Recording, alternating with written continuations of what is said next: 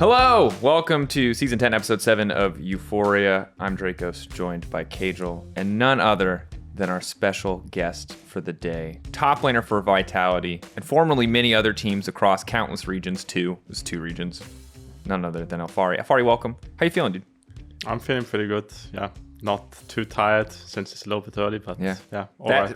For those who aren't, there's no way you would know this, but that's the second Red Bull. This man is unleashed.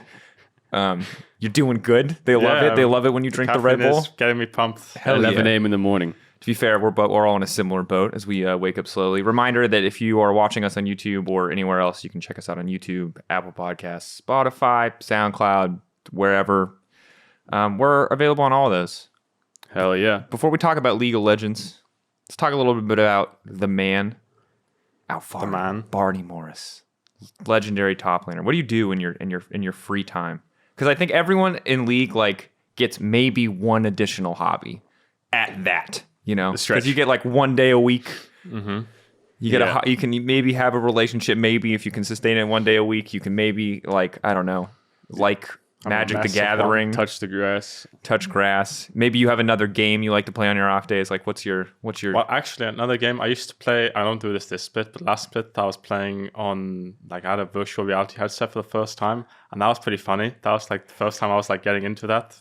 So I was doing that a lot in spring. Maybe that's why we suck. But just bring your helmet to the studio. You're like, they're like, so what went wrong in that series versus G2? It just flashed back to Alphari in his room, just playing Beat Saber. Guitar, yeah. So just escape from the tragedy of spring into my virtual reality headset. Now I'm just reading. Mostly would be my main hobby this split. Yeah. And walking, if you can even consider that a hobby. But that's pushing it. I think it's respectable. I think whether or not it's a hobby doesn't really matter. It's just if that's how you spend your free time, I think that's cool. It feels zen, meditative. Is it does it feel like you're stepping away from the constant computer screen when you take these long walks on your off days? Yeah, it's not even off days. It's just a huge park behind the office that we work in. And after scrims, I'm not in the best mood usually. Yeah. So I go for a walk for an hour and then I come back. I'm like, yeah, okay. De-stress, decompress, relax, reset. Are you not in the best mood just because you've been working all day? Or are you not in the best mood because scrims are usually are Vitality scrims just really intense? Just because I'm tired usually. Not because I'm mad or because there's a ton of stress at working at Vitality or that I hate my teammates so that my coaches and me are arguing 24/7. What are you doing? You're taking away all my clickbait questions. You're supposed to say yes because I hate them. No, it's Kasi, yeah, okay. It's all Kasi's fault. He actually gives me a headache every single day, and if I don't have my 1 hour walk and yoga session in the morning, then believe me, I will have a mental breakdown just working with him.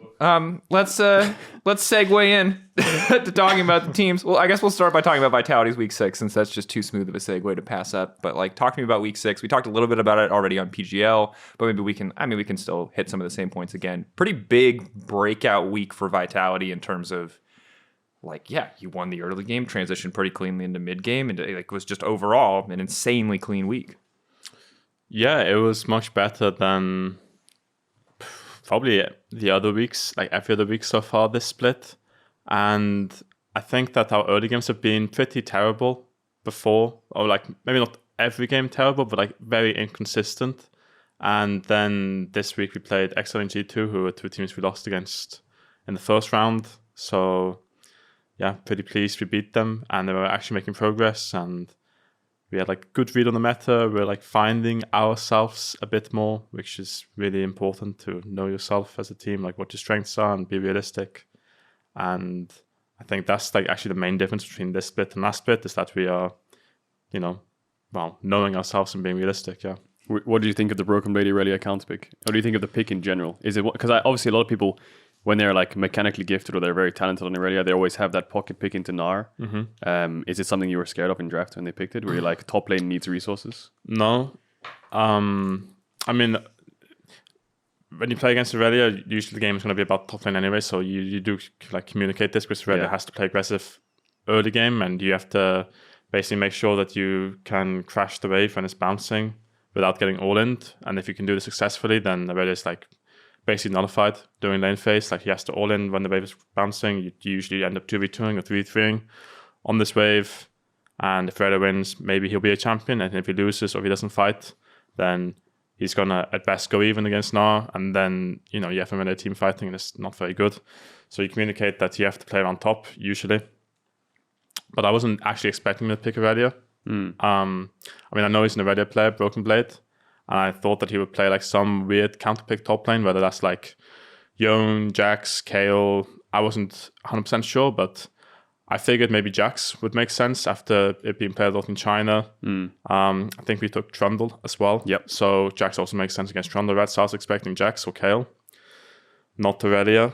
Because I think Irelia, sure, it's a traditional counter for now, and it's like a little bit stressful, like playing against it in lane.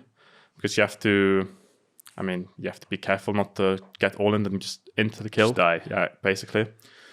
But I've played this match many times and I don't think Irelia is that strong right now. Yeah. So, yeah, I was not expecting it. I thought something else. But yeah, it was like in the same wheelhouse of, counter-picky, lane-oriented style that I thought Broken Blade would go for. And it was okay. Yeah, overall, it seemed pretty non-threatening. Obviously, worked out very well for you guys early on. The other thing that I really noticed this week is that it just feels like Haru was like much more consistent in being where he needed to be. Now, in the weeks past, it's been up, down. There's been some okay games. You guys also experimented with Belveth, which just naturally means that he's not going to do anything for the first 20 minutes of the game, as we learned. But I was curious how that relationship is developing as well, and how communication is for the team with him in the jungle position. Because I think most people don't really have a good grasp on how good his communication is and how he develops in this team, maybe without the same language level. I think Haru has been steadily getting more comfortable with the team as well. And I think that a large thing is that he has like confidence to make early game plays more and more. And this is like a consequence of us focusing on it a lot in, our days of practice. After like our first couple of weeks, I thought, and I think everyone really thought on the team at least, that early game was our biggest issue. Yeah. And this came down to, I think, our reading on the meta, but also how laners were communicating with jungle. And this was also, like, you think about laners communicating with jungle, you think about it mostly like in-game. But this also applied to, being in loading screen and in champ select and actually communicating your matchups and where you want your jungle to path to, like what you want your early game time to look like. And this is like a very basic thing. It's what like every team should be doing in every game, to be honest. And we were kind of neglecting this and not doing this like to a way that we should. Really, like Haru was not having all the information he should have been getting for like the first few weeks. And we put an emphasis on this. And I think that it helps as well that we are kind of like playing more basic champions now compared to playing like Belveth, right? Which in a way is basic champion as well because you just AFK farm, but it's not like Trundle or like Poppy's pretty basic as well, I would say, where you just farm 3 camps, go into enemy river, and you look at which lane has lowest health and you run to that lane and you either dive or you put a pillar and try to force a flash, or you just like watch for a little bit and then walk into enemy jungle, right? So I think playing pretty good. I think his Trundle was very scary. I would not want to play against that. And is that a taunt to make teams ban it? Yeah. If I were enemy coach, I would ban Trundle after this week, maybe. It was terrifying. Yeah, I think it was 3 games of Trundle in a row over the last weekend and the weekend before. 3 wins. Yeah, we saw it both in both of your wins this week. Obviously, in the Excel game, very topside focused, and obviously, like you, we gave him MVP last week, and then I'm not going to take MVP away. He was MVP last week for us for Finn, but this week you just like, we were like ready. We were like Alphari versus Finn, top lane Titans, and then like the first 5 minutes of the game was like, oh god, no, Alphari, stop! Yeah. You're ruining the narrative. What are you doing? No. Yeah. Obviously just like incredibly individually dominant, and then all starts from getting a flash early on and then clean solo kill at level 6. That solo kill was nuts. Like the The way you were like level 5 about to level up, and as you jumped on the creep, it died midair, and then you ulted him. That was pretty clean. I was a big fan of that mechanical play. Do you feel like when you have a moment like that where you kind of just outplay someone or just like outcalculate them or whatever it felt like to you? Are you like hell yeah in the game? Like are you like I mean, getting a solo kill on an important game is a pretty good feeling. I would say it's pretty fun, and I don't know what else to say. Actually, it's actually just Do you just fun like? to Did kill you them. say anything? I don't have team comp, so I'm curious. Did you like pop off? No, I think it was like Luca was saying, "Oh, look, top is fighting," and I was like, "Yeah, he's dead." You know? Okay, I got it. You're the straight man in this. Yeah, there's so many You're top laners. There's cool like boy. there's a top lane in the LVP. I forget his name, but he's I think he's in Mad Lions. But every time he gets like a solo kill, he like on his player cam he puts like sunglasses on, or he just like dabs into the camera. Like top laners have different reactions to when they get solo kills. I'm just waiting for the fighting game pop offs. That's all I asked for. I don't know if it's So allowed. they scream at each But other. you like smash the keyboard. Yeah, and well, stand I'm up just and go, down. Like, if "Whoa!" you solo kill him, maybe as you're recalling, you just like stand up. You know, like they got that shit in Valorant. They But got you it in need them. CS:GO. You need them to face each other then, because otherwise, if the enemy top laners on the far right, and you're on the far right, So it's if very that's, hard. I don't for know them what the to see stage is you. going to look like for Malma, but if that is an option, that's what I would They need ask of top they need laners. to face each other. But then again, in League of Legends, there could just be a jungler waiting around the corner, and then in the 1 second you stand up, you die. Unlike CS and Valorant, where there's like the round ends, and you Yeah. could be like, "What's up yeah, now?" or if you're trying to It would defuse be a bomb worth it. and you accidentally It would be worth it. I'm gonna hold you Mental down. Next solo kill on stage, I better see a pop off then. full stand up, okay. Oh man, maybe a water bottle thrown across the stage as well. So I guess let's just keep it on Vitality. We'll talk about the rest of the league later. So how do you keep this momentum going moving forward? How do you like what's the discussion like this week? What do you guys say? How do you like not get a big chip on your shoulder? Because I would say that you have, when we look at the games coming up, you guys have probably the easiest schedule. BDS Astralis, right? BDS, Astralis, SK. Your last two are Rogue and Fnatic. Now, if Fnatic shape up, that could still be a challenge. But like BDS, Astralis, SK, it feels like you guys have a nice little, golden road to playoffs at this exact moment in time. Yeah, right. So, I mean, when it comes to keeping momentum, I was also just thinking that, well, we're playing BDS and Astralis this week. So, I sound a bit cocky. Maybe I'm going to curse myself here, but I think just looking at the schedule, you have to feel pretty confident that momentum is going to be kept. Yeah. I guess having said that, the most important thing is to not underestimate. Oh my God. He can't keep a straight face. Oh my God. So we need to not underestimate them. We need to do our due diligence in practice and not troll drafts, Oh my not God. troll level 1. I think this is my favorite PR answer of all time because you can barely. This is fantastic. The Yeah, fact no, that you're if you kept holding a straight back- face, you'll be like, Okay, respectable. I mean, Alphari. okay, realistically, Astralis BDS, if we don't end draft or find a way to end 2v2 or 1v1 within 5-10 minutes of the game, I think they just can't play the game. I think they're pretty brainless when it comes to how they play mid game. BDS especially, they seem to actively try to play as badly as they can mid late. So maybe we even in for fun for the first 10 minutes, and then maybe we still win. Maybe we lose. Maybe we give BDS a win. And maybe we give them momentum. Maybe they end up going 7. I don't know. I don't even know what the score they are. Maybe they win every game after that. Could happen too. I will say for Astralis, because they're sitting at 6 and 7 right now, they're tied with Fnatic. I don't know exactly in what place, I think 6th or 7th. You talk about Give us the brainless standings, or their mid to late game sucks in general. They seem to draft a lot of scaling. Yep. Apart from their one game against Rogue that they won, where they had this bard that was just going around the map killing everyone. They're leaning more towards team fighty scaling.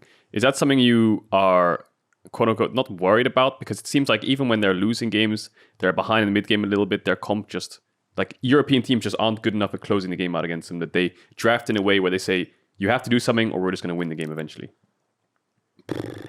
I mean, maybe it changes a little bit now because Dragons and Herald has gone buffed on the current patch. But my main criticism of Astralis would be that they overgroup a lot mid-late. Actually, they go 5-man and just hope that enemy teams into their tempo. This is what they did against us as well. There was even they even TP top lane on Ornn, I remember, just to like try and really force with it. And I don't even think they had hell. They just TP'd top lane just to start like one laning, and it was really bizarre.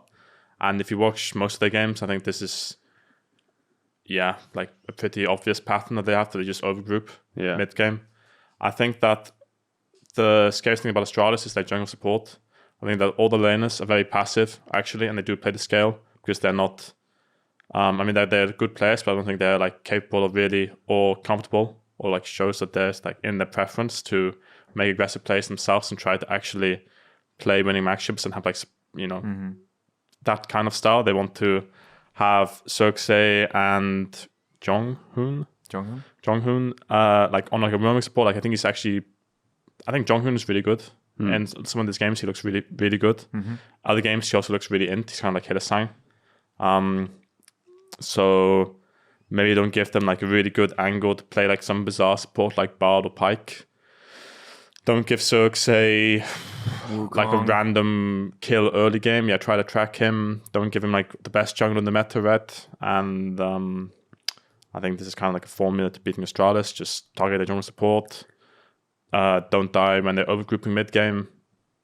Profit. Despite that, most teams have 6 wins for a reason, and most of those games have been teams I wouldn't either getting outfought or potentially overgrouping into them because it's working. And so while I like if Astralis' goals were being the best team in the league, I'd be like, damn, shame on you, Astralis. What the hell are you doing? If their goal is only to make playoffs, it's like seems like this is the only strategy that has worked for them this season. Now that said, they have not branched out much past that. We saw like one of the Chachi Camille games wasn't great. We've seen pretty much everything else. I think in their ideal world, they're getting Ornn Wukong every game, and they're just like going down 2K gold and team fighting their way back. Yeah, I don't want to say it's a smart strategy, but I feel like they probably had a couple scrims the first few weeks, and they were like, okay, our lane prowess or like our individual firepower is not good. We can't win games from like early game, so let's just draft more mid to late game scaling and hope that the European teams are just not good enough at closing out games. And they got 6 wins, right? Yeah. One of them was when they were like 11k down versus XL with some magical team fights. Apart from their rogue game was pretty impressive when they were playing like this Sivir Bard. Rogue game was good. Couple things about that game. One, I think like giving Circe Wukong was a little bit sus. Also, I don't know if Comp has ever landed against a Bard in his life. This man just stood against a wall at level 2. He knew Bard was in the bush. He just gets stunned. So there's just like a lot of little, like obviously that's very nitpicky. I don't know the context. Maybe he's like, oh, jungler's coming, or oh, there's some communication there that's not coming down. But like they and again, we're gonna get to the rogue thing. The drafts are hella weird. They like have a team composition with no engage. They see enemy team lock Bard and they're like, we'll pick Lulu to like, I don't know, I guess win the lane by a small margin. It's like, what are you guys gonna do? How are you gonna start a fight ever against a Bard? That like sucks. Bard's just gonna ult your immobile backline, and you're gonna die in every single fight if you fall behind. And they did fall behind, which was I don't know. I'm concerned about. I will say Trymbi's red 5 support picks. The Sejuani. They've been a little sus. The Lulu was sus. The Sejuani was hella sus. Sejuani was really weird. Yeah. They picked Sejuani, Volibear. Just blind support. Just blind. I think it was With blind. TK I can't remember. With Tam Kench TK is open. Yeah, they had Kalista lane and they picked Sejuani support into Tam Kench when they were playing Volibear as well. And everything that happened in fights is the Sejuani would just like QR in. Tam Kench would just eat the target, and then the Sejuani would just die. And then they played Ezreal and Mumu lane, which... to be fair, Trymbi played that game very well. I don't know how to feel about Ezreal. They were my read on it. They were playing Ezreal and Mumu Vi into Poppy. They first picked Talia over Poppy, and then gave Zanzar a Poppy with like Skarner Trundle bands on blue side. And then Malrang just looked completely out of it from level 4 onwards. Yep. I don't know. European Vi as well. I saw Gilius's Vi too. When I look at it in RNG, like when Wei's playing Vi yesterday, he is crisp, you know? When you Q in on Vi and you Q flash or something, the second it hits, you feel great. Because it's like the hitbox of Vi Q is actually kind of small. If you like do a small sidestep, it can miss. Yeah. But when the Vi like plays mid-jungle fights 2v2 really well, it looks quite rewarding. But it just feels really, really hard to play in things like Trundle and Poppy. So I don't know where Vi stands for me yet. Yeah, that's a good question. Alphari, do you have any thoughts on Vi? Are you a Vi believer, Vi skeptic? Obviously, you're not a jungler, some sort of jungler. You don't understand. It's good, blah, blah, blah, blah. But like, what's your thought, you know? You have to deal with this champion on your team against your team, I assume, in scrims. I don't mind Vi, but I'm like fairly indifferent about her. I think that she's not great. I think she's just okay. Yeah. I would rather have a Jarvan, an Udyr, a Sejuani, most other junglers than Vi, to be honest. Lee Sin, Xin Zhao. Like, I think there's a lot of Nocturne. There's like a ton of junglers I would rather have before eventually reaching, I can take a Vi. I could just imagine a draft where Haru's like listing junglers. Ghana. He's got like his 10-man jungle list, and Haru's like, I think I can go Vi. And he's like, what about Sejuani? No. Sin? No. Lee? No. All the way down until Vi is like green lit. I'm like, yeah, okay, sure, you can lock it in. I love what this thing is. The way that you're describing Vi, you're like, she's fine. But then when you list 20 junglers before we get to Vi, it sounds kind of like she's bad. Well, it's my preference. And at the same time, if like my team or my jungle would be like, actually, I think Vi is good, I'd be like, yeah, okay, sure. I mean, you know better than me, so go for it. And I think this Rogue game where they picked Vi, I think they were like trying to be like really smart in draft, where they were like banning junglers to sort of Poppy first pick and be like, ha, now you have to give us Talia or give us Poppy, and like you banned for it. And they thought that Talia was really monster broken, which Talia is monster broken. Yeah. But it did not look monster broken that game in Larsen's hands. I think it's a really, really strong champ, and Larsen's a really good player. But I don't know if Talia is like the perfect champion for him. I think like Azir, Victor, scale a little bit. Ooh, I like No, there's no flame. There's no flame. He's really good at this, right? Yep. And he's fine, Talia. I'm just saying, like, maybe the draft was like a little bit too like forehead. And I will say, and Caedrel, maybe you can answer this question for me, but also for any of the like jungle clear time enthusiasts. When we saw that game specifically, Zanzaro was like 2 camps ahead of the Vi, and I need to rewatch that early game. And I'm just trying to understand, like, I assume that when you pick Vi into Poppy, that Vi must be able to keep up with Poppy's clear speed, and there's something that I missed in the VOD. But like, this man was so far behind in the game so early. Poppy had walked over, taken a Scuttle Crab, walked in. If she hadn't smote the Scuttle Crab, wouldn't have been able to smite the blue as Malrang was taking blue. Like, just getting absolutely, completely, and totally outpaced in the early game. So I'm not sure if Malrang, like, screwed up the clear in some way, or if the champion is just significantly slower than Poppy. I don't think that Vi's clear is that slow compared to Poppy. It was rough. You can watch back, like, the first 5 minutes of that game. What I have noticed is, like, in the LPL, it's really common for junglers to just do one camp and gank. Like Trundle, Poppy, level 2 ganks are really, really common. Or even just doing like buff to enemy buff with just one side lane prio is super common. And I feel like I've seen a couple of European junglers try to imitate it. Oh yeah, he did. He ganked. He went red straight bot. And it looks good when it happens, but I think it was Yankos as well who was trying. Yeah, against us, yeah. He ganked bot level 2. Yeah, he tried a level 2 gank bot, but then he tried a lot of early ganks on champs like Viego, where I think that if it doesn't work out, you just fall so far behind. Yeah. But if it does work out, you can just play so hard that side of the map that you just win the game. Like the Irelia one, where you get the kill, you invade his blue, you have bot push, you zone them off of their tier 1. Go back, take half your Krugs, return to bot lane, continue diving. So I feel like level 2 ganks right now are just so strong, because if Trundle gets the kill and he has red buff, he can just walk into your jungle and 1v1 your jungler. Yeah. And you need help from your bot lane who's already just died. Yeah, it's I like him. But I do feel like a bit of a flip. Maybe less so with Trundle, just because Trundle Q is so damn strong for single target camps. But we'll see how it develops. Speaking briefly on playoffs, when we talked on PGL, you were like 1 game at a time. Let's get there first. While Luca was like, we're gonna win the whole thing, as Luca does. Bold man. It was a pretty shit end to playoffs for you guys last time. You guys were like hardcore winning against G2 when you were down 0-2. I felt like, damn, this is it. Vitality are gonna turn it around. Yanko steals a Baron and like your hopes die. And like the Excel series before it was super close too. So like you talked a little bit about it earlier about what's different this season, but I would love to know like how do you feel about this team heading into best of 5? So you like way more confident than you were in spring? Is there more faith? Is there more for the Vitality fans to believe in? I'm a lot more confident. Yeah. I think that in spring our scrims were as well not as productive or had the same results as they do right now. I think that our scrim culture and just general like the effort everyone is putting in is really pretty good actually. This whole split, and I think that mid late is much more consistent for us, and that while I think there's still chaos sometimes on stage, like I think one of the problems we have is that we over talk, like we talk too much on stage, and you will hear multiple people talking at the same time on stage, which does not happen in scrims. Yeah. And then you have to be like, guys, shut up, like just calm down, listen. So there's still like some chaos and like people's heads like go a little bit just all over the place on stage. But I think our mid late is much better, more consistent, and much more confident. When I presume you review your stage games, right, with the team. Do you review it with the voice comms as well? So we reviewed like sections of it. This week that we went by when we went 2-0, we didn't actually review too much because, well, we think we played pretty fine. I bring up the like talking over each other thing because this is like actually the main point that we had. And this was versus G2. I remember we were sieging their bot T2. The game was already won at this point. We're like 3k ahead at like 12 minutes. They have like pretty bad champions when they're behind. They have Irelia, Talia. Yeah. And we have tempo, and then we're like asking questions to which we already know the answer about. Like, does Irelia have TP? When we're saying already like 3 times he has TP or he doesn't have TP. We're like not on the wave in time bot lane to hit the tower when we should be just taking it in their face.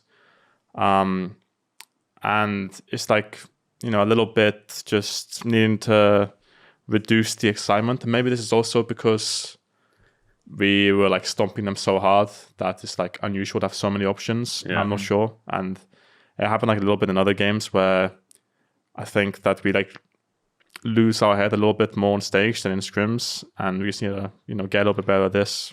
Is it, and I don't want you to like, if this feels like, I don't want you to call anybody out if this feels like a betrayal. I don't know how comfortable people are having the issues out in the open. Is it like one or two specific voices that consistently struggle, or do you feel like the whole team kind of just descends into pandemonium when you are in these situations where in this G2 game, for example, where you're very far ahead and you there's so many options that it's hard to pick just one thing? I think that, it can be everyone, and also when there are like so many voices talking at the same time, it's not really like you can blame one person and it's like everybody's fault, even if somebody is giving useful information compared to useful information. At the same time, whoever is giving useful information shouldn't probably talk while another person is talking. I would say though that I guess what is like a little bit different is that when there are like a lot of voices talking, it's either me or Perks telling people to, shut up and be quiet and just like, let's take a breath and just like actually think about what we want to do rather than just babble. The children in the bottom lane getting fired up. Process of elimination, bro. I think unless Haru's just going off right now. Lebov goes a little bit crazy on stage, actually, I would say, compared to like scrims. In scrims, he's like, he still talks, right? But he's like very chill. And then on stage, I think he gets a little bit more passionate. We all do, right? But it's like a team-wide issue where everyone talks a little bit too much sometimes. Especially if you go to like Malmo as well, right? And there's, I don't know how many tens of thousands of people screaming. Bro, it's going to be a really tough task to get, like, especially, I think game one, if you're in Malmo, those things will just slowly come back because you can't hold back emotion sometimes. Well, and when you start shouting and then someone else starts shouting, it becomes a shouting contest. So you just get innately louder. And this is a thing that we talked about with... I will outshout them. I believe. I have no doubt you can be very intimidating in the team comms. This is something we talked about with Trymbi when he was first getting into best of fives a lot. And with Odo is that Trymbi had, he just wanted to like relay as much information as possible, but it was just so much that it was just noise. And it's interesting to hear how like that whole school supports Trymbi and LeBron both starting in the league around the same time. How this is like it's a thing, and I can get it because when I get fired up and we're playing whatever game we're playing, I'm just screaming nonsense. He's cracked. He's cracked. Guy's down. I'm just like, I'm just really useless. Yeah, we play a lot of Apex right now. A lot of absolutely useless information. And like, I have no need to evaluate myself in that context because either Caedrel's going to clutch it or we're just going to go next. But like, you guys are pros, so I can see how that would be a tricky thing. When it comes to that, do you guys have a clear solution? Is there someone on your team who's like, has a strategy for in-game communication? Because a friend of mine used to coach Dota, and he'd specifically coach for this, which would be in-game communication, how to talk to each other in-game, how to like relay information in a very effective way, in the most effective way, so that people aren't doing these kind of things. Is this something that you guys have like a super clear strategy in terms of how you want to talk, or are you just kind of figuring it out as you go? I don't think we have like a very clear strategy about it. We're mostly just trying to bring awareness to it because it's happened a couple of times on stage. But this week, when there's not been a ton of other issues for us to look at, this was like, well, we should probably improve upon this for the future weeks, especially if playoffs comes up, right? We don't want to have this be like an actual issue. And versus G2, it didn't really matter. Like maybe we messed up like one play, but it still worked out good for us, and maybe it can be like a little bit better. Maybe we can like save like 30 seconds, right? But it was still good for us overall, so we don't need to like stress about it too much. I think just bringing awareness to it, and then we like had like a bit of a talk about it, and we're like, well, when we are so far ahead, whoever is ahead, like you don't need to have everybody else talking. Then whoever's ahead by like 2 or 3K, they can just lead the game, and you just, you know, you can just follow them and collect the win. Like if in the Fnatic game where I'm playing Gangplank, then the responsibility is on me to talk more than bot lane and mid lane, because I'm like 2-3K ahead. Yeah. So early that, of course, I have more options and I should be involved in fights because I am strong. And then like this G2 game, Perks is ahead by like 3K on Ari. So he can also just lead the game, and he can do the same thing. Like we don't need to fight without Ari. Ari knows what he's going to do. He's going to get prio on every wave. We will also have no advantage. We don't need to, you know, stress. We can just sit back if we need to. If we're like in a passenger situation in the game, you know, if Caedrel is like fed on any champion, it applies the same, right? So just being aware that if someone on your team is fed, they will know how to play the game, and you can just have the trust and the confidence, preferably, to just like chill a little bit more.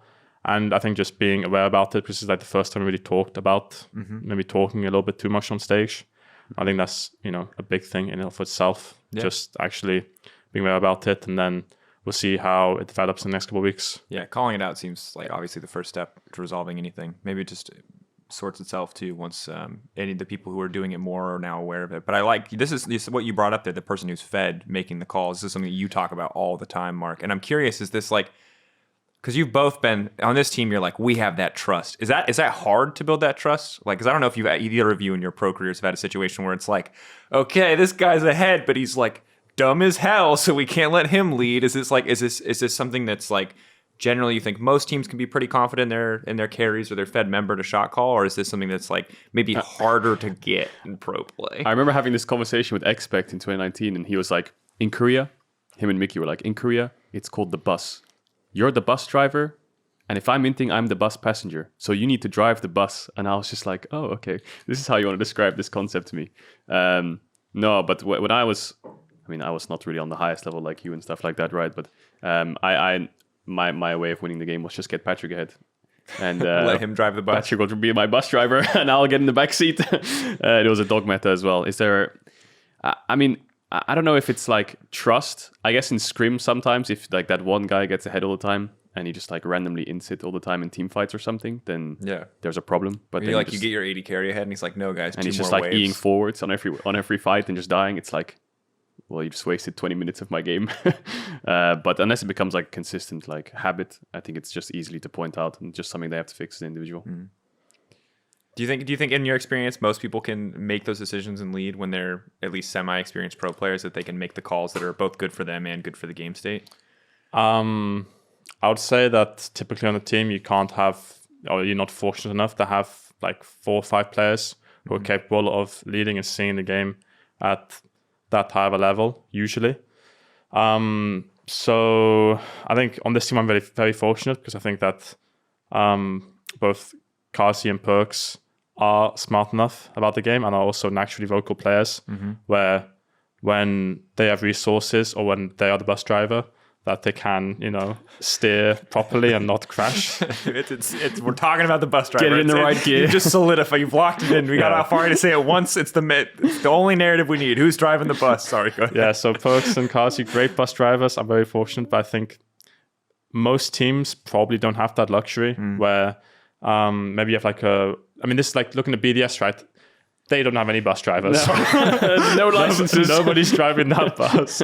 They get ahead, and then everyone's like, no hands on the wheel. So yeah, it's the plot of the freestyle movie Speed. I might be dating myself with that reference, but it's just the movie Speed. Yeah, so I think when you have like rookies, it's definitely less likely that they're going to be able to see the game or lead as well, right? And sometimes it just takes experience. I remember of like, for example, in like 2018, 2017 Misfits, I think that Hans and I were both not the best at like leading when we were ahead all the time, and we had Maxlaw, who was like kind of like, I mean, it was different time in 2018. It was like back in this time, you thought that, oh, well, you don't have to have everyone talking, you just have like certain short callers, and you know, you can just have like one mastermind or stuff like this, and you have like communication systems, which I think is too rigid. It doesn't really work like that. Actually, you need everyone to talk and contribute and to think about the game and actively and, you know, participate, right? But yeah, back then, me and Hans were not smart about the game. We were, you know, just, we were okay. And we had Hans, and then we had like Maxlaw and like other people talk a little bit more. And I think that's probably what most teams, or maybe not most teams, but like probably like half the teams in the league, I would say they don't have, if I were to assume, they don't have like all players capable of leading. And like the thing is I think that probably makes sense. That it's just something that takes time. Let's take Mad, for example. Like Unforgiven's a very young player. If you told me he could do this, I would think that was cool. If you told me he couldn't, and he wasn't a player who was as confident driving the bus and someone else needed to take some of that responsibility from him when he was fed, it wouldn't surprise me either. Because it just seems like it's one of those things that you need more likely than not a certain amount of time in pro play in a competitive environment to just pick up that knowledge. Because it does seem like you just need to know how to play out a professional game, right, as a baseline. Sure, but also looking at Mad, it's curious saying that because actually they play through bot really consistently. And maybe that's like Irelia and Kaiser having a ton of experience and having 1-2 splits and you know, having played with Worlds before, right? But I think that Unforgiven has been really aggressive and like looking at him, you would think that actually he is talking a lot because his team is consistently playing around him and is consistently pretty good. He's like willing to be confident and early pick stuff like Draven, Kalista. So yeah, I don't know if it is like him not talking, because I mean that's like kind of what you assume a little bit from a rookie, but at the same time, it would make sense as well if he does talk a lot. Yeah, and I think, again, like that's one of those things we can ask Mad more about that in the future weeks, because the assumption, my default assumption, I think for any rookie pretty much would be that they're maybe not as vocal, not as comfortable leading. Maybe junglers would be a little bit different, you know, someone who has to naturally be a little bit more vocal, a little bit more, participate a little bit more in the early game, but something worth asking about. Speaking of Mad, we talked about this briefly on PGL. Best team in the league, undisputed at this moment in time. How far are you standing by that? Do you still feel like they're the clear number one? Yeah, I think so. I mean, I think that honestly, I think Mad have looked by far the best on the stage, and they also just destroyed us, so it's hard for us to say anything else. I think that Rogue, like the whole middle pack, us kind of included, have been so inconsistent and have shown, just like weaknesses, which I think Mad have not. I think Mad are the best early game team. They play really good around jungle support, as per usual. I think Armut's been having a good split. Niski as well, obviously. And I mean, the whole team, Unforgiven, I mentioned him already. Like all their players are playing really good. They have a good grasp of the meta. They play the best early game out of all teams, and they play pretty consistent, I would say, as well. I think they trolled one game this week where they played against Rogue. But I think that was only because... Oh, no, not Rogue, but they played against XL. But they won, and I think they were just trolling because they were so far ahead. They were having fun. Game. Yeah. Like suddenly, like Arm was like dying while everyone under enemy tower when the game was won, and then finished TPing bot, and the game just turns into like a clown fiesta just because they're bored. I think as much as like Mad did, like you said, destroy you a bit, 24-minute game. Do you think that was because your meta read was a bit off going into that series when they had Talia Poppy? Yeah, no, I think that our draft was terrible. But going into the game, you know, we had what we planned on wanting, right? But it just wasn't actually good in hindsight. And we had like a strange week of practice, evidently, to arrive at the meta where we're like, we'll pick control mage, we'll pick just weaker lanes everywhere. And we forgot about them playing Draven, I believe. Like we didn't think they would play Draven, which I don't know how that managed to happen, but we got surprised by their bot lane 2v2 matchup. And then they have strong early game jungler, they're roaming mid lane. And they just destroyed us. I think we must have misplayed early game as well. I mean, I died top lane randomly. Yeah, that was Unforgiven's one of his first very big pop-off Draven games too, if I remember correctly. It was rough. There was a couple moments where it looked like maybe your bot lane had the kill in the 2v2 and then And they 1v2. and then he got Oh, yeah. yeah. With the R flash. The R flash, yeah. It was pretty hot what he did, though. Yeah, That was pretty cool. It was definitely cool, but feel bad for your bot lane after that one. Yeah. Definitely a roughie. It was a roughie. But, How big do you feel like the gap is right now between Mad and other teams? Is it their strength in the early game that's so far above people? Is it is it the way that they're playing together that's so far above people, or is it just the fact that they're doing it consistently that makes them clearly number one? I don't think that they're like that far ahead, to be honest. I feel like if we would rematch them, we would have. I mean, I really like to think that we wouldn't get as stomped as we would. I think that playing is Mad, as long as you can have like a plan early game. I think that's the most important thing to do. You need to have like a decent draft, and then I think they play really good level 1 and they use level 1 information to actually make an early game plan, and they like play to be proactive early game too. So you need to have a plan on level 1 as well against them. Whether that means like defending walls, getting offensive walls yourself, maybe like stacking somewhere, like doing something cheesy, because they will very often walk in someone level 1, or they will like do some like cheesy level 2 gank. I think that mid game they play solid, but it's not like they just play like any other team. And I think that individually the laners are at a good level, but they're not like all the players are good, but they're not insane, they're not unbeatable, right? Yeah. That their strength is, I think, largely from draft, level 1, and jungle support. And if you think about all these things, if you have like a decent plan, good read of the meta, I don't see why any team in the league and at the top 5 or 6 can't beat them actually.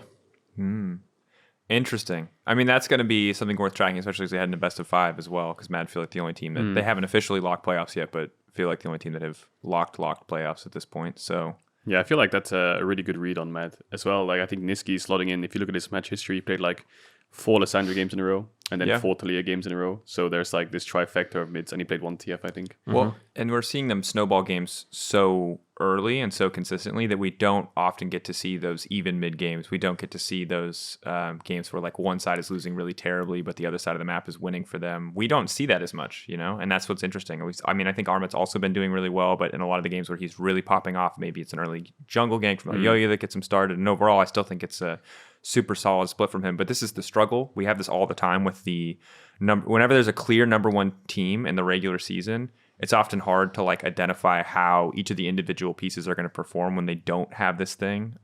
Because I think that you see it in like every all-star fan vote or whatever. They're like, oh yes, the 5 players on this team, they're the best in every position. Every because position. when they're winning, I mean, players just look cracked. You know what I mean? It's only really when they're going in these best of 5s, it's like really tough competition, and they're pushed to show us more that we actually see some of the cracks in their game or some of the weak points. One of the questions I did have is, you attribute Mad Lions as like the best early game team in the league. With the new patch, do you think early game is even more important than it was because dragons are more powerful? Yeah, probably. Yeah. But I think that it's really hard to actually say for sure how it's going to affect the early game, like how much, because we've only had, one day of scrims on it. And it's really easy, like coaches or analysts will do this. And it's easy to get caught up in it when you see like changes like this. It's not actually like that huge. It's a big change to Dragons, yes. But I don't think it's going to change macro, right? It's going to be like, maybe you have like a little bit more options early game with champions. But realistically, what else should change? When you're still going to want to trade Dragon for a tower, you still should probably do that rather than take a flip fight the Dragon, which you're probably going to lose. So maybe see a few different options appear in draft, but at the same time, early game is already so important, and I think it's already what is like being played for by most teams in the league. Yeah, that I don't think much is going to change. I think you already see teams prioritize Draven, Lucian, Kalista. Jungler's already playing Poppy, Trundle. You don't get like much stronger like mid lane metas like Talia. You see Niski playing Lysandra. They're all active mids. Ari. So teams already playing for early game. Macro is not going to change, where if you're strong enough to fight for Dragon, you fight. If you're not, you have to trade. So it'll just be curious to see how strong the actual dragons are. But for now, it's like too hard to really say what's going to change. I think that's super fair because I think that these subtle system changes often have big ripple effects. But I think it's more likely to have me and you look at these patch notes and be like, oh shit. Because I look at these herald changes where you're getting 200 local gold, where the second herald has more health, more the herald charges. change is really big. Yeah, but I look at that and I'm like, oh my God, how is this going to break the game? When in reality, I think, especially for the first week, even if it is, in the long run, even if 12-14 we will look back on as a massive patch, it's like unreasonable to assume that for you guys with 4 or 5 days of practice, or any other team with 4 or 5 days to practice, is going to like absolutely master this patch. It feels like this is another situation where we're probably going to need like combined footage across multiple leagues before we really figure out like what the actual sweeping impact of these changes are. And I don't know, I kind of hope it just means more team fights around dragons, but we could see like more Swain. That's like the only pick I could see like being played more. That is like more active, like maybe like less Azir, more Swain or Galio potentially, right? But like even more active mids than just Ari Lissandra, but at the same time, like Azir is like really strong early game. Scorch got buffed. Second win got nerfed. It would make sense as well. You can be like, well, I mean, Azir is a really strong laner. Laning is more important. Maybe Azir gets played more as well now. Maybe Victor gets played more. Yeah. We have a Azir Victor meta. Oh yes, I'm Larson, so excited. Larson smiling, the rest of us Control the makes caster's everywhere. cringing. Yeah, because it's really common, like in League, where you have a losing matchup and you're playing a melee champion to range. You just go Doran Shield, second wind, and then you just chill like through your Doran's lane phase. Shield, Doran's Ring. You just buy both the early, like Gwen does it all the time, right? These double early game items just to get through the lane. Yeah, TP back and you're through lane. So I wonder if it does change a little bit for champs like, Akali or... Akali would definitely be weaker. Yeah, I think lane phase can be a bit trickier. Potions are nerfed as well. It's 120 now instead of 150. So a couple things have changed. The problem is it just takes so long for like teams to figure out the meta in a way. Like Poppy took a couple of weeks to figure out. Then Trundle came meta, and then Skarner looks like it's good into Poppy, but Poppy just looks so broken. And I mean, I just feel like Talia's just even more powerful now because like all there's some options where you're just like you're trying to get like the Silas option early game. You're just eating damage. Yeah. You all in early game. You don't all in. You have to TP back to lane. It's just like you're doomed. Right? And also things like Akali just touched on. It was being picked a bit in the LCK and the LPL as like a 4-pick R4 to like flex into Gwen blind. Yeah. And then if there's a good mid matchup, they can just put it mid and pick Jax. Otherwise, they just put it top and pick a good mid laner. So that's kind of disappeared a bit now, I guess, or it's hurt a bit. So still a lot of figuring out to do on what's good and what's bad. Yeah, 12-14. Do you have any? We talked about Nilah last week because we thought Nilah was going to come out. Do you have any thoughts on Nilah? Have you played any solo queue? It looks like people are just banning it in solo queue for most of what I see. I've seen maybe like one Nilah in my whole solo queue experience. Nobody plays this champion, and everybody says it's really weak.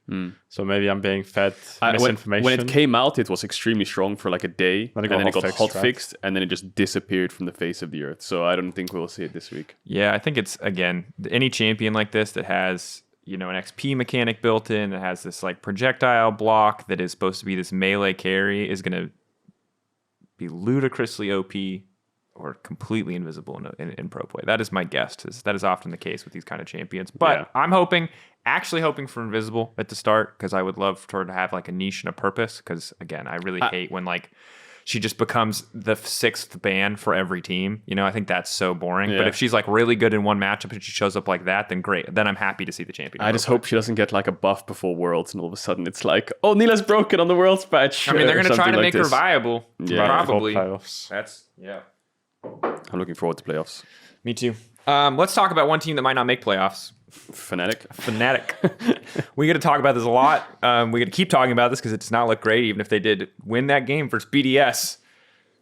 They got the momentum back. They broke the losing streak. There it is. They won the Alphari, upswing, yeah. You're a king, dude. You got these narratives ready to go. From your perspective, I don't know how much you've gotten to scrim them. I know you've probably gotten to see a decent number of their stage games. You got to play against them, but like, what the hell is going on with this team? This is it. It's a hot mess. It's hard to pin down just one thing, but in your eyes, what do you think is going wrong? What's your perspective on the whole Fnatic situation?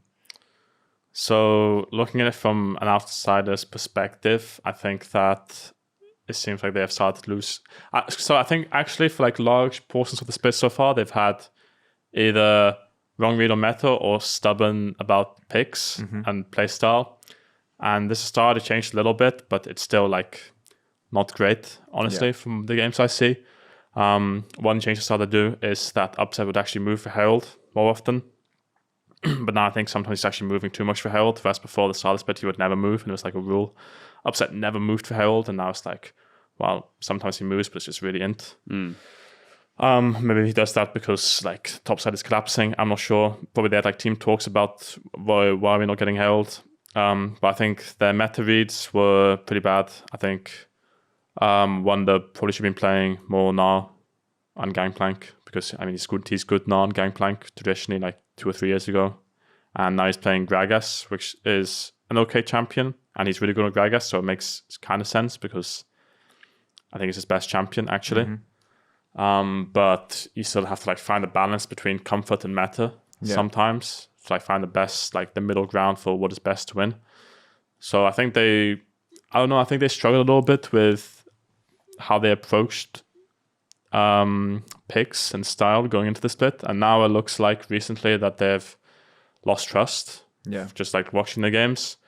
I think that they are playing uncharacteristic to the like individual players, and you would assume that it's because of tilt or bad team atmosphere, especially when you hear some things like behind the scene or knowing some of the players as I do. It's understandable that there's going to be friction, kind of like Vitality with Alphari self-made.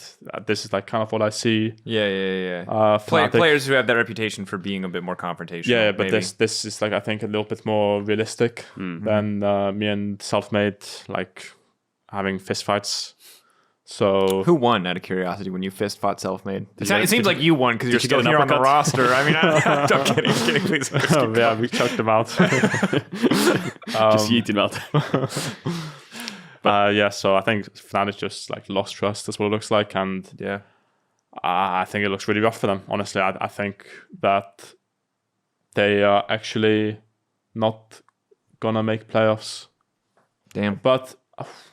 I don't think they'll make playoffs. Yeah. But just touching on something he just said there, I think you're absolutely right when it comes to meta reads, and not only Wunder. Like Wunder has played one Gnar game, when Gnar, GP, and Gwen are like the 3 holy trinities, or they were on this patch, maybe not so much of top lane.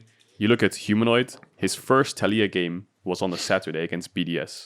He hasn't played Lissandra either. You look at like EU mid meta. Most of the quote-unquote winning teams are playing like Ahri, Lissandra, Talia as another like holy trifecta. He's only really touched Ahri a bit. Then you look at like Razork, who's not played a single game of Poppy yet. So they're like, I think top side right now in the meta is just you have Trundle, Poppy, Wukong. You have like the 3 holy trinities in every the top sides, like S tier champs. They haven't really been playing any of them.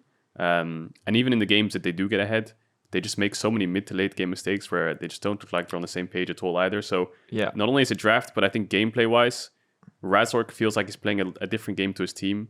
I was watching Inside on Esports, and Dom had like a take on Razork where he said, it's very hard to play jungle and like think for yourself of what you want to do as a plan when your laners are just calling you everywhere, like pulling you around the map. And that's what his read on Razork is. He's being pulled to like bot lane a lot. He's being pulled to mid a lot. And he's not actually doing things he wants to do. He's just doing things that he's kind of not, he has to do for his team. I mean, that's an interesting read, and obviously it's hard to say without that insight, but you can, I mean, it is chaos, right? Like the start of the Mad game this last week was so promising. Again, it's like Fnatic finding an advantage and punishing. Triple kill for Humanoid. You're like, damn, this is going to be, and then they just instantly die. Back into the enemy bot side jungle. Back into the enemy bot side jungle.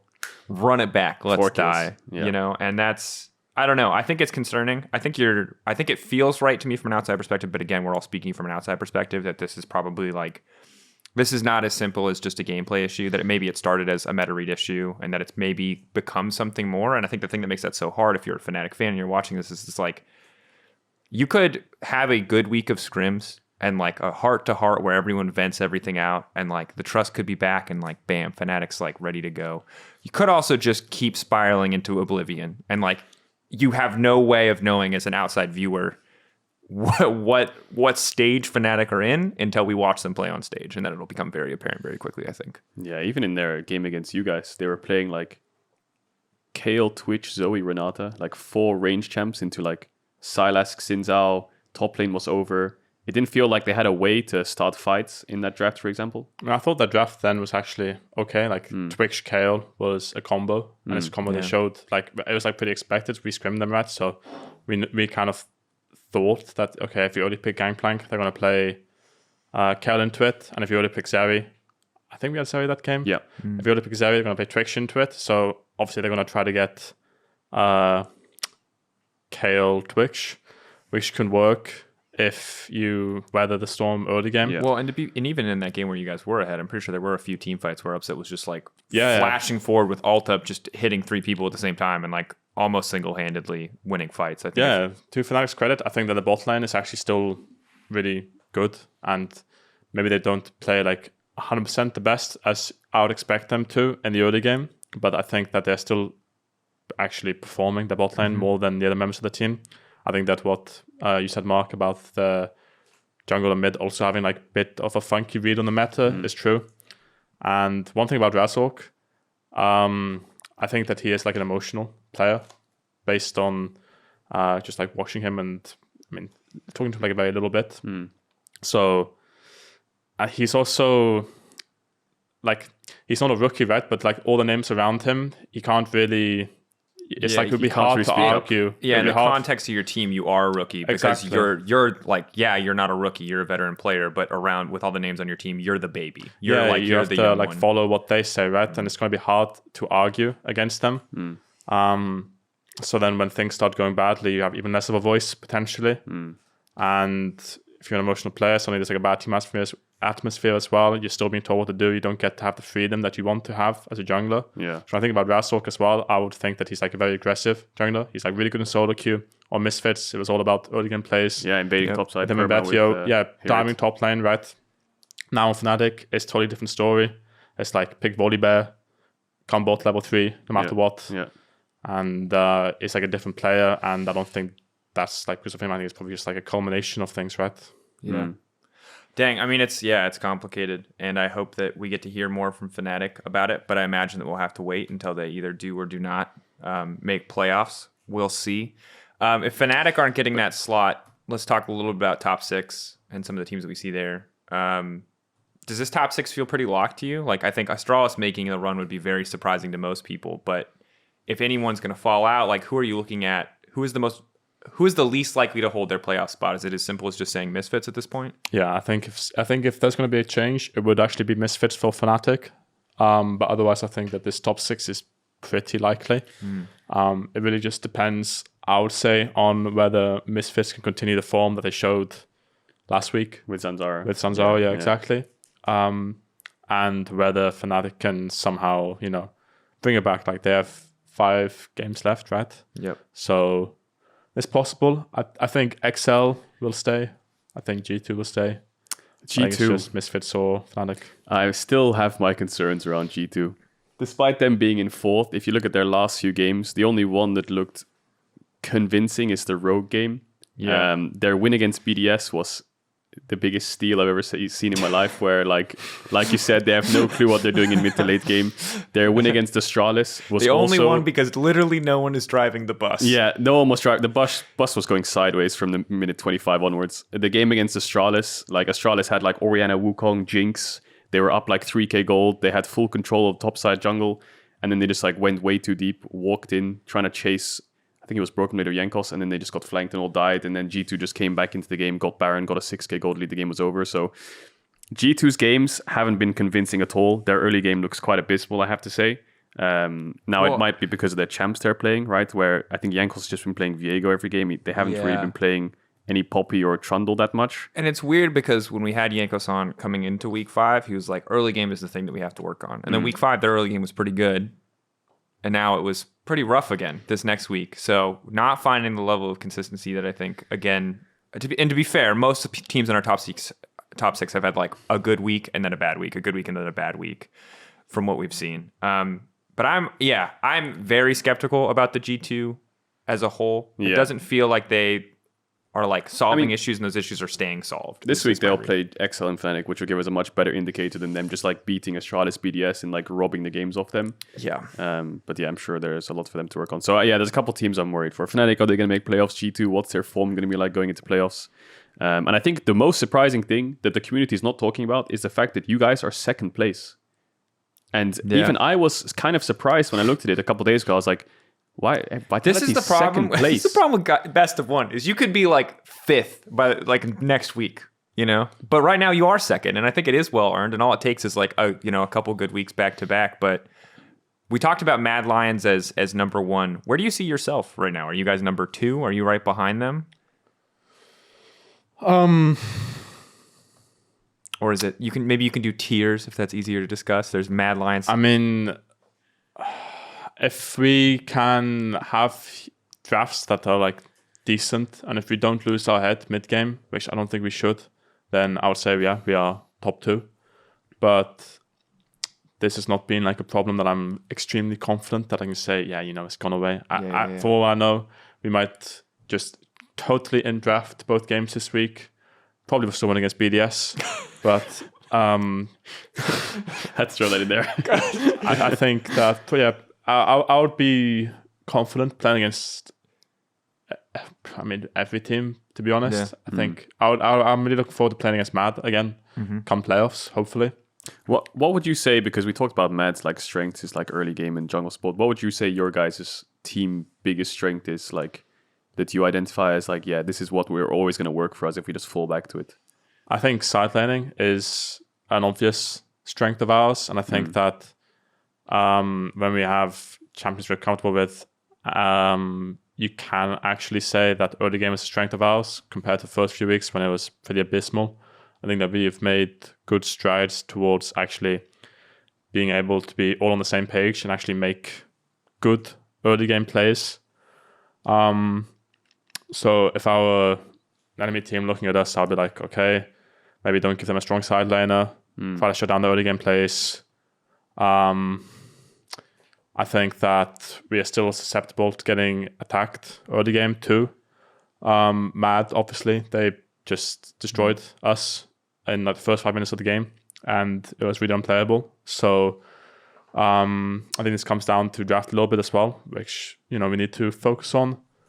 But strengths, I would say that side laning, and if we're in like an equal spot mid-late, I'd actually be pretty confident that we can beat every team. I think actually G2 have strong mid-late when they're not like 10k behind. Yeah, I think that they're going to beat most teams. Yeah. And if I'm going to think about playoffs already, I actually think that G2 and Mad are going to be the best teams. Aside from, I'm not counting us. Not including yourself, yeah. I think that G2 and Mad are going to be the scariest opponents to face come best of fives. I expect G2 to, get their shit together early game, to not be automatically 5-10k behind, and then actually mid game they're going to be good because their silence have brains. Their jungle has a brain. So they're like all good players. Just I don't know what's going on this split. Yeah. And then Mad is like a similar story. Interesting.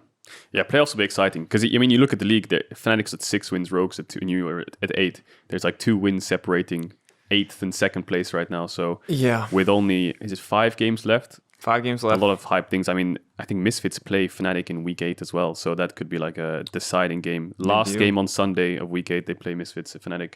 That could be like the deciding factor of who gets to make it in. You guys could even gatekeep Fnatic. You play them in week 8 too. So if you kick them out, that'd be great. Just kick them out of playoffs. Holy, love it. Holy moly. I think I'm sad that we got you on the week right before you play the teams that aren't maybe at the top of the standings, so there's not as much stakes for you. But it also means you're probably more lighthearted on the podcast, so that's good. Normally I'd be like, Alphari, you got big games this week. They're coming up. They are big games. They are big games. Every game counts. We're at that point in the season. BDS and Astralis. I think day 1, though, is an absolute banger for the top of the table.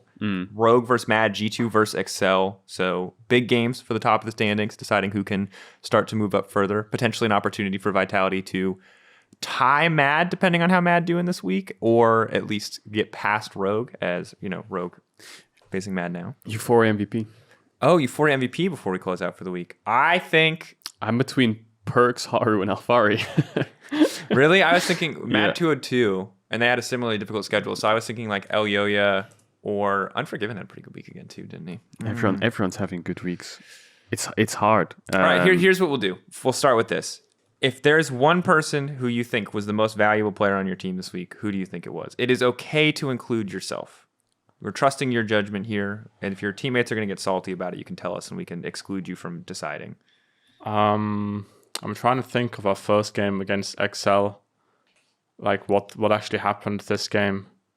Let me see if I can jog your memory while you're I remember. Yeah, okay. I think I would give it to Haru. I think he played pretty good both games, and I can't like find much fault with him. If I were to give like it based on both games, I think I played very good game 1. I think Luca played very good game 2. Yep. Or like we were like the bus drivers. The bus drivers. I mean, Luca went 10-0 on Ari versus G2, right? Yeah, I mean, you guys both had your own individual pop-up. It was a sick week for both of you. Obviously, insane performance on day 2 from Luca, insane performance from you on day 1. Yeah, the XL one was where you solo killed Finn, then they swapped their bot lane top because they could play top side, and then you killed them. So I would say Haru. Because I think that he's been underrated, and I think he had from my perspective, I can't remember him making any flaws. Does really Bo impact Haru's gameplay over the last few weeks? Is there any feedback he gives to Haru, or is it just like team-wide that he's just feeling more comfortable out of curiosity? I think it's just team-wide. Yeah. Bo has not been like participating much in the view. He's just been getting comfortable. Okay. First like a few weeks at the office, playing some solo queue, just like being around the team a little bit. But no like talking about jungle matchups or like jungle clear or like saying go here. It's just been Haru doing his thing and getting more comfortable, and us all working hard. That's sick. Oh yeah, okay, I'm down with Haru. I think that Haru. I think Haru had a huge turnaround. These last 2 weeks, I think, has been great because the start of the season was, again, I like stats, but they're not very helpful when he's played a Belbeth game. They just like instantly ruins all stats entirely. I think Kaiser is also like a super high up candidate. Yeah, I mean, but he's been playing so well over almost every single week, and I think the Haru bounce back is insane. Yeah. And I would say that if Haru continues to play at this level, then I like really, and obviously your bot lane is not dying as much as they were. That was like the big, obviously easy standout analyst point. I remember Kaiser was the one against Fnatic who had like this insane knock up when they invaded their bot side jungle to get them back. He's the guy who sacked Unforgiven to roam top and made the top lane play on Rakan in the Rakan Zillion matchup, which is always good. He was smurfing. He also had an insane lane against XL in bot. Mickey went 0-10. Okay, why are you praising the guy that we might not make MVP? Who's your MVP? Is it Kaiser or Haru? I just want to give a special shout out to Kaiser. Okay, Haru it is. Also, we have a board here. Oh yeah, we need to know. Do you play with shoes on or shoes off on stage? With shoes on. Okay. Yeah. Do you play with scrims or shoes on? Yeah, with shoes on always. Doing? Why do you have this no shoes agenda that you're trying to push? Because I'm trying to figure out. It's my way of polling at the end of the split to figure out who wears what. If I'm at the office or if I'm on stage, I'm going to play with shoes on because... So you scrim with shoes on and you play on stage with shoes on? Yeah. Okay. Wow, that's a pretty Chad move. Most people who say they play with shoes on stage say that they play with shoes off on scrims. And I'm like, why? I can say that I've had lots of players play without shoes on, and I don't want to be like part of the reason other people might be smelling my feet. I see. And getting like so you've been on the receiving end of that. Yeah, no, I smelled some very cheesy things in my time as a pro player. Cheesy is an awful word there, Jesus. And I don't want to inflict that upon anyone, so just keep your shoes on. Yeah, my advice to everyone. Yankos said, I play with shoes on stage, but if I really want to win, I take them off. I mean, if he plays good, sure, I can like put up some cheese, but if you're gonna int me and you're not wearing shoes, like this permanent problem. Get them the out. I respect that. Thank you for that insight. We're tied in the shoes, no shoes with Yankos in the middle, Finn on the no shoes side, Alphari on the shoes side. We'll see how it develops. Oh no, Broken Blade said no shoes when I was on the desk as well. He said no shoes when you were on the desk? Yeah, so I think you're gonna have to write him. We'll put Broken Blade there afterwards. Okay, no shoes is winning currently. I'm with you on the cheese thing. Also, I feel like I can't take... during like work from home and COVID, I would put my shoes on every day to like pretend I was in office mode because it made me take shit more seriously. Like when I take my shoes off, I'm like turbo chilling. Yeah. This is if I'm here to work if I've got the shoes on. You know what I'm saying? Yeah. So I have one more question before we go about top lane. About top laners in the league. Because I feel like over the last few years, fans look at LEC and they say like top lane is a weak role. And you coming back has obviously helped that.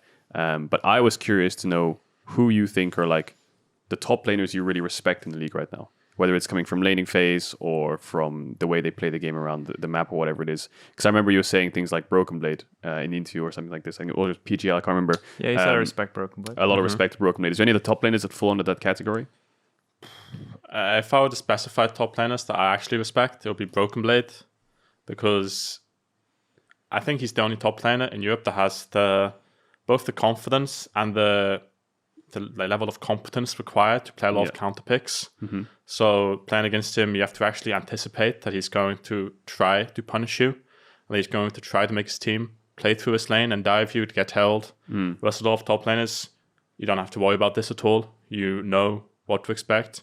You know they're not going to try to like beat you. You know they're just going to try to go even at best. Broken Blade would actually try to mess you up. Yeah. And he's good at it as well. Like he's actually good at it. So Broken Blade gets a lot of respect for that, which I didn't anticipate coming into this year. It's my first time playing against him properly, so shout out to him. Wonder is the only other top laner that I really respect.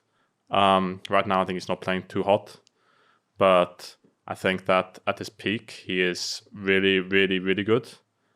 And he's also kind of similar to Broken Blade, where I would trust him more than other top laners to play wackier stuff and to actually give him resources and let him play aggressive. I would trust him a lot more than, I don't know, Odwamne or Finn, who are not bad, right? But I'm just like comparatively. To try to punish you. Yeah, exactly. Like I think Broken Blade and Wonder are the two I very much respect. After this, Armut. I think Armut's been having a very good split. He's impressed me this split compared to last split, and it's also my first year playing against him. He's improved a lot this split, I think, Armut. Yeah, he's talked a lot over the years about wanting to improve his laning phase, and it does look like it has been steadily getting better over time. I think his lane has been a lot better this split, and this is like noticeable for me. When I scrim against, every top laner, before I thought Armut was kind of pretty bad in lane. Yeah. And this split, he's definitely not bad. He's actually good. So Armut's been impressive. And then as well, like the whole team is playing good as well. So yeah, it all works into each other. So maybe you can put Armut in there as well. Like Armut won the Broken Blade. Yeah. And then I don't think that EU top lane talent is weak. I think you have like pretty solid other top laners. So I think Odwamne, Finn. I don't know if I'm getting anybody, but there's like decent other top laners, right? Who the only other ones would be like in the top 6, Irrelevant, Chachi. Sure, yeah. So then like Odwamne, Finn, and like the two other ones are like decent, right? And if they're like in a good game, maybe they play well. I think they have like their own strengths. They have more noticeable weaknesses, and I think they have less peaks than the three I just mentioned. So yeah, I think EU top talent is actually pretty strong. I think there's even Genax on SK. I think he's been playing much better this split than any other split I've seen him play. And I've seen him start to play more counter picks, which I'm really happy about, because in scrims, Genax was always playing these wackier counter picks and actually playing very far forward and then playing aggressively. And then on stage, I would see a noticeable difference where he would not have the confidence to pick the more aggressive counter picks against me or against other people. And he would play a lot more passively, which was kind of sad, honestly, to see. Yeah. And now he's like actually having the confidence to do it. He's playing good, and I'm like seeing that he's like achieving his potential a little bit more. So he's unlocking himself. Yeah, exactly. Yeah. So Genax is playing better now. I think he's a talented player too, and I'm happy to see SK doing good as well. Dang, dude, that was so positive. Yeah, good question, Mark. Worth the extra time. Yeah, thank you for that. I like it. I like hearing you We had to get a top lane roundup from Alphari. Yeah. Had to be done.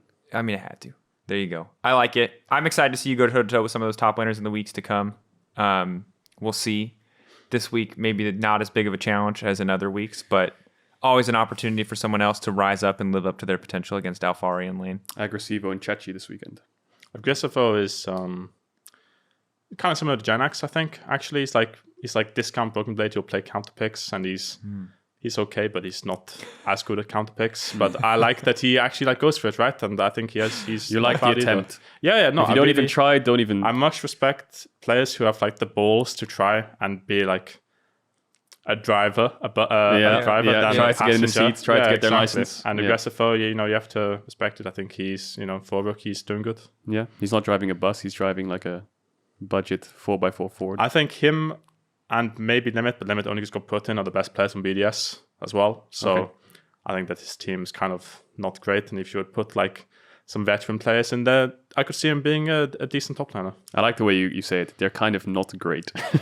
Hey, you gotta give some soft language every once in a while. Yeah. Keep the people guessing. What does he mean by not great? It's not clear. Yeah, exactly. Could be any Mysterious. degrees of bad things. But no, Alphari, thank you again so much for joining us, man. I hope for Vitality's sake that you guys can keep the momentum going through this week. Although based on what you've said, it might not be a skill question. It might be a, like, how seriously are you taking these games question. So maybe the discipline. Good draft. Good draft. Good. Let's fingers crossed for good discipline this week, and maybe looking to lock in playoffs pretty soon on the horizon as other teams fall down. But yeah, thanks again for coming. This has been episode 7 of season 10 of Euphoria. This weekend on Friday, Rogue vs. Mad, G2 vs. XL. Tune in for those ones, as well as what is hopefully a Vitality Stomp week, but we'll have to see how it unfolds.